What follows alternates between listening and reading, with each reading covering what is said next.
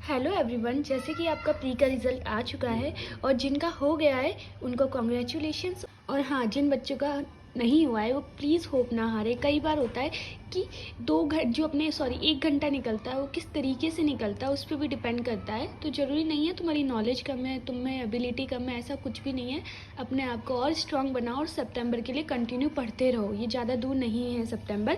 और मैं एक चीज़ ज़रूर बोलूँगी, जिन लोगों का नहीं हुआ है ना उन लोगों को ये चीज़ मैं बोलना चाहूँगी कि टेस्ट सीरीज ज़रूर दे। जब भी वो डरो मत, कभी भी डरो मत कि मेरा कैसा रैंक आएगा, मेरा क्या होगा, मैं अच्छा नहीं कर पाऊँगा। डरोगे तो नहीं होगा। डेली टेस्ट सीरीज देनी है, पेपर से 1 महीने पहले स्टार्ट करनी है और देना है लगातार। डरना नहीं है, जो होगा देखा जाएगा, पर खुद से लड़ना है, खुद को अपना कॉम्पिटिटर मान के करना है, दूसरों को नहीं। ठीक है, अब मैं उनको बताती हूँ जो लोग मेंस देने वाले हैं, जिनका प्री में सिलेक्शन हो गया है।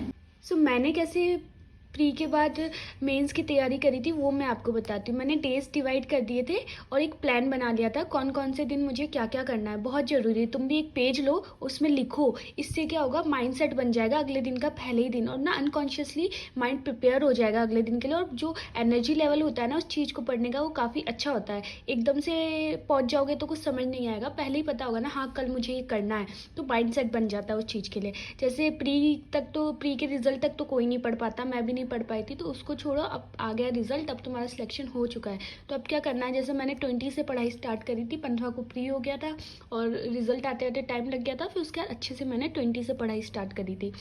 तो मैं जो जो करना था वो मैं लिख देती थी। जैसे कि जिस दिन तुम्हारा रिजल्ट आया उसके एक दिन बाद तुम पेपर दे दो, मतलब कि सारा जो टेस्ट सीरीज होता है ना सब बच्चों के साथ, मतलब पता चल जाता है तुम्हारी रैंक कहाँ पे है।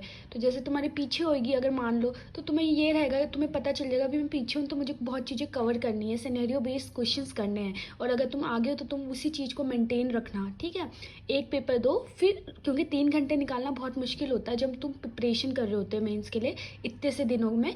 तो एक पेपर दो, फिर बीच में स्किप करो सब कुछ, बिल्कुल स्किप कर दो, लास्ट के 2-4 पेपर और दे देना। ठीक है, जैसे मैंने बना रखा था कि क्वेश्चन सबसे ज़्यादा करती थी मैं, पूरे दिन क्वेश्चंस करती थी और शाम को 2-3 घंटा या 4 घंटा मैक्सिमम रिवीजन में डालती थी। रिवीजन मतलब एक सब्जेक्ट का रोज़ रिवीजन करती थी। रिवीजन भी एकदम लाइटली नहीं लेना है, जो मेन सब्जेक्ट है उनको रिवाइज करके फास्ट रिवीजन करके जाना, क्योंकि प्री में ऑलरेडी तुमने सब कुछ कर रखा होगा। जैसे मैं बता देती हूँ, मैं क्वेश्चंस तो मैं रोज करती थी, हर दिन ऐप करती थी। ऐप मतलब यही हो गया, एनक्लेक्स का ऐप करती थी जिसमें क्वेश्चंस लगाती थी। मैंने बहुत सीरियस होकर उन क्वेश्चंस को लगाया था। मैंने उससे पहले कभी ज़्यादा नहीं लगाए थे। प्री के रिजल्ट के बाद मैं होप नहीं आ रही, मुझे पता था मैं कर पाऊंगी, खुद पे बिलीव था कि देखना मैं ये ऐप कर पाऊंगी। और खुद पे बिलीव रख के करो, क्योंकि उससे क्या मैक्सिमम एफर्ट्स आएंगे, मैक्सिमम तुम कर पाओगे। एक तो अगर मैं ये सोच लूँ नहीं कर पाऊंगी तो ऑब्वियसली मेरी जितनी मैक्सिमिटी, मतलब जितना मैं कर सकती हूँ उससे तो कम ही करूँगी। तो इससे अच्छा मैं मैक्सिमम ही सोचूँ ना। कॉन्फिडेंस रखो अपने आप पे। ठीक है, ऐप करा मैंने, क्वेश्चंस करे और रिवीजन करा रोज 1-2। ये पहले मैंने मेडिसिन का रिवीजन किया, फिर मैंने सर्जरी का किया, फिर पीडिया, फिर फंडा, 4-5 बड़े सब्जेक्ट हो गए। फिर मैंने छोटा लिया एक फार्मा, फिर 27 को साइकेट्रिक। ऐसे करके मैंने अपना शेड्यूल बना लिया था, तो तुम भी अपना शेड्यूल बना लेना। ठीक है, थैंक यू।